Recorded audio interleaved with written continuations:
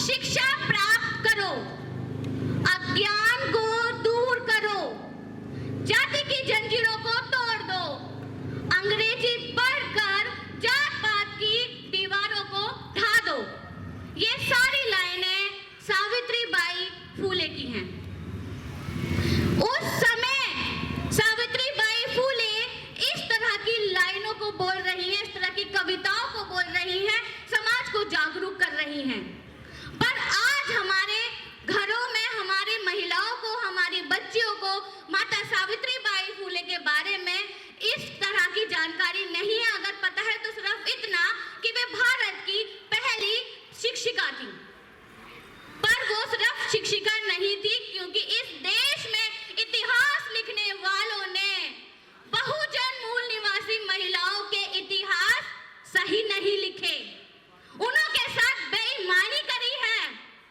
उनका इतिहास लिख देते तो बहुजन मूल निवासी समाज की जो महिलाएं हैं, वे महिलाएं समाज को लगातार बदलने पर और अपने समाज को जागरूक करने पर काम करती रहेंगी और जाकर के उनके घंटे नहीं बजाएंगी। मैं बात करती हूँ सावित्रीबाई फूले से, मैं वापस आती हूँ, मैं दोबारा इस विषय पर आऊंगी, राजमाता जिजाऊ की। एक बच्चे के मन में बचपन से ही स्वराज का सपना दिखाते हुए उसे बड़ा करना और उसको एक योद्धा रूप में तैयार करना कि एक ऐसे स्वराज की कल्पना करना मेरे बच्चे, जिसमें जात पात ना हो, छोटा बड़ा ना हो और समाज में सब खुश हो, सबके पास सभी तरह की सुविधाएं हो, किसी के साथ जातिगत भेदभाव ना हो, महिला और पुरुष के साथ भेदभाव ना हो, ये सब कुछ सिखाना। एक पुत्र की आदर्श होने के साथ साथ उसके मित्र भी होना, ऐसी महिलाओं का इतिहास है हम मूल निवासियों का। पर अक्सर हमारी महिलाओं को ये इतिहास नहीं बताया जाता, क्योंकि अगर उसे पता चल गया कि वे किस तरह की महिला बन जाती है तो वो अपने घरों से शूरवीर पैदा कर देगी और जब वो पैदा होंगे तो वो इस देश का नक्शा बदल देंगे, क्योंकि वो राजा बन जाएंगे, वो सत्ता में जाएंगे, उनके घर की महिलाएं भी सत्ता में जाएंगी। और अगर ऐसा बच्चा किसी महिला ने बना दिया तो वो महिला के साथ जो जेंडर वाली बातें होती हैं, मतलब महिलावाद जो होता है, वो कैसे करेगा, मतलब वो तो उसे स्वतंत्र करेगा, रखेगा ना, क्योंकि महिलाओं को कोई स्वतंत्रता नहीं देता। आज हमारी महिलाएं राष्ट्रीय माता जिजाऊ बाई का इतिहास नहीं जानती, सिर्फ ये जानती हैं, खुश हो जाती हैं इतनी सी बात पर, मेरा पति, मेरा भाई, मेरे पिता मुझे आजादी देते हैं कि मैं अगर लेट आ जाती हूँ तो मुझसे कोई कुछ नहीं पूछता, या मैं ये छोटी छोटी चीजों की। पर सच्चाई तो ये है कि आजाद तो हम पैदा होती ही हैं। जब हम पैदा होती हैं तो हम आजाद होती हैं, पर पैदा होने के बाद हम सोचती हैं कि हमें आजादी जो है अपने ही घर से बस मिल रही है। इस नजरिए को बदलने की जरूरत है। राष्ट्रमाता जिजाऊ जैसी मां बनने की जरूरत है। बहुत जहर फैलाया जा रहा है हमारे देश में मुसलमानों के नाम पर। मुसलमानों के नाम पर जहर फैलाया जाता है, पर कोई इतिहास के पन्नों में हमें ये नहीं बताता कि इस देश में सबसे पहली माता सावित्रीबाई के साथ जो शिक्षिका थी वो फातिमा से मुस्लिम समाज से थी। यहाँ तक कि जब किसी ने उनको पहला स्कूल खोलने के लिए स्थान नहीं दिया तो उन्होंने और उनके भाई ने अपने घर में पहला स्कूल खोलने की जगह दी। ऐसा इतिहास है भारत के मूल निवासी मुसलमानों का। और लोग कहते हैं मुसलमान पढ़ता नहीं, मुसलमान पढ़ाता नहीं और मुसलमान नफरत फैलाता है। और वो नफरत के बीच सिर्फ दो लोगों के बीच उत्पन्न करे जाते हैं, भारत के बहुजन मूल निवासी और मुसलमान मूल निवासियों के बीच। तो मैं कहना चाहती हूँ कि इन महिलाओं के इतिहास से हमें समझना चाहिए कि हमें एकता बनानी है।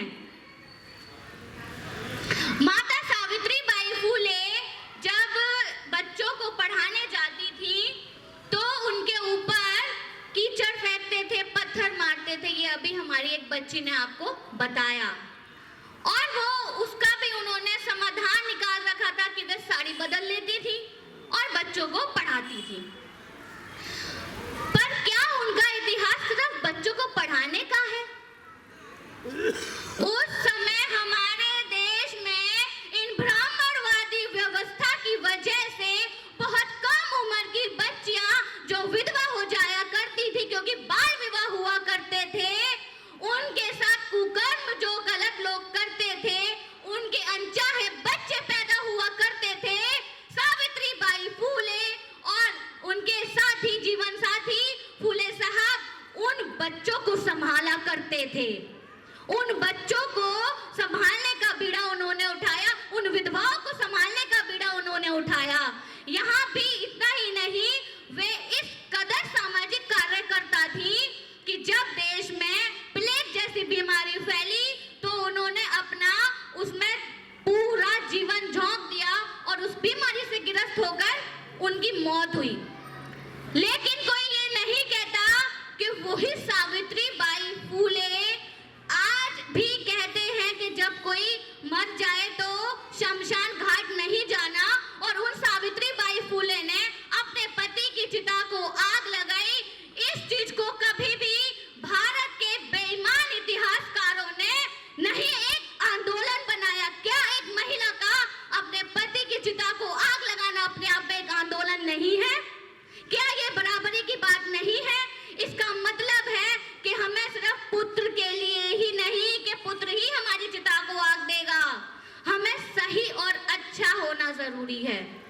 ये क्रांति की इतनी बड़ी मिसाल है सावित्रीबाई फूले कि अगर घर घर में महिलाओं को इनकी समझ आ जाए तो मुझे नहीं लगता कि हमारे बहुजन समाज को बदलने में या शिक्षा के रास्ते पे चलने में और इस देश का नक्शा बदलने में समय लगने वाला है, क्योंकि 50% आबादी अभी अनजान है अपनी ताकत से। हमें सिर्फ अपनी ताकत को समझने की जरूरत है, क्योंकि अभी हम छोटी छोटी चीजों में उलझी पड़ी हैं। हम कभी सोचते ही नहीं कि वो स्कूल कहाँ पर है जो पहली बार बना था। जरा क्यों ना जाकर समय निकाल कर उस स्कूल को ही दिखाते हैं, आज उसकी हालत क्या है। कहीं दुश्मन उसको खत्म कर तो नहीं चुका? क्या उस स्कूल में वो वहां पर है क्या?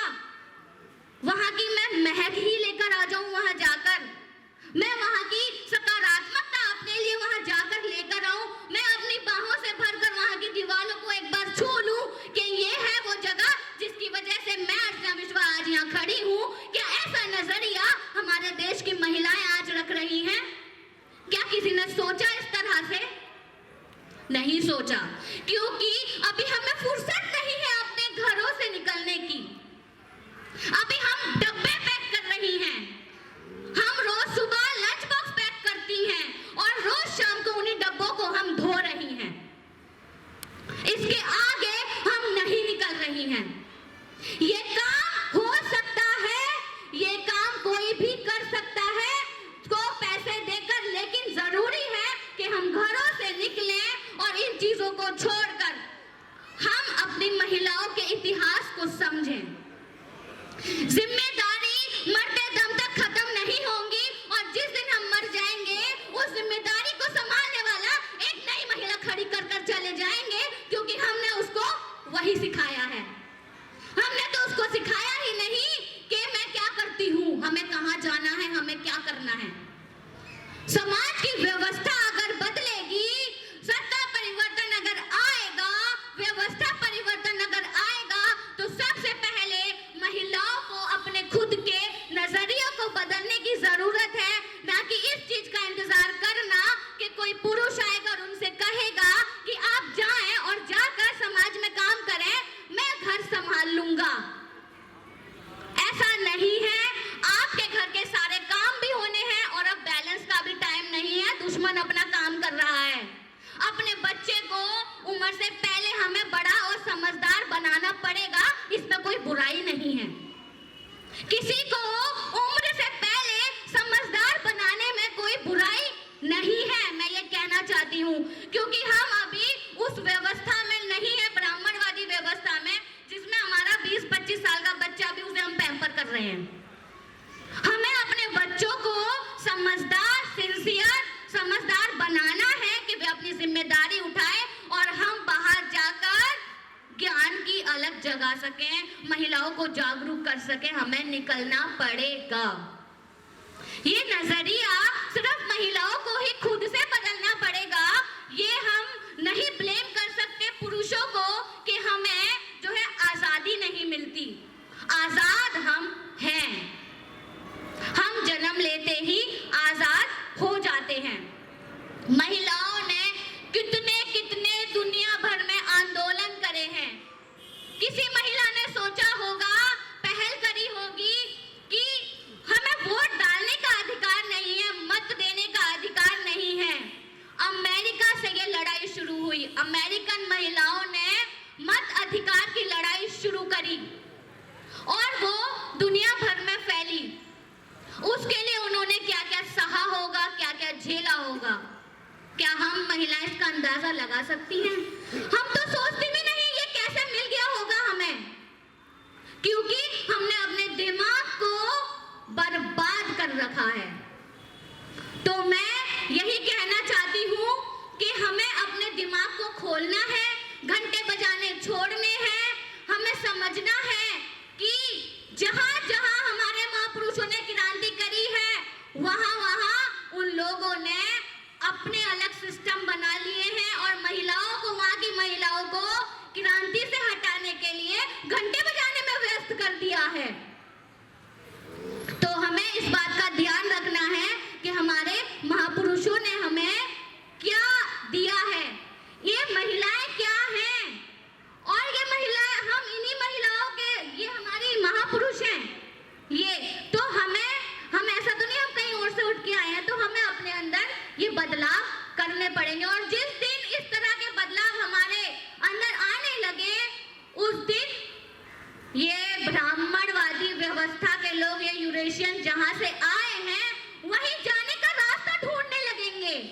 उन्हें समझ आ जाएगा कि अब इनकी महिलाएं जागरूक हो गई हैं और अब हमारी यहाँ दाल नहीं गलने वाली, और अब हमें यहाँ से जाने का, भागने का इंतजाम कर लेना चाहिए। सोचिए, जब हर घर से एक दो महिलाएं निकलकर समाज में इन महिलाओं की तरह अपने बच्चों को तैयार कर रही होंगी, समाज को तैयार कर रही होंगी, तो ब्राह्मण कहां से कहां भागेगा।